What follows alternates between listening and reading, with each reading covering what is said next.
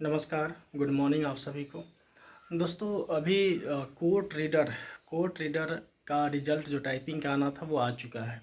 आप सभी लोग जो भी लोग एग्ज़ाम दिए हैं वे चेक कर लेंगे कोर्ट रीडर के रिज़ल्ट।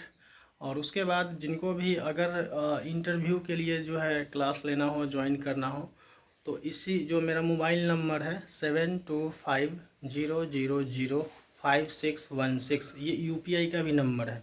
इसी नंबर पे आपको 499 का जो है पेड कीजिएगा और उसके बाद स्क्रीनशॉट या उसका जो होगा वो शेयर कर दीजिएगा व्हाट्सएप पे। यही नंबर मेरा व्हाट्सएप का भी है 7250005616, ठीक है। और आप जो है ज्वाइन कर लीजिएगा क्लास इंटरव्यू के लिए।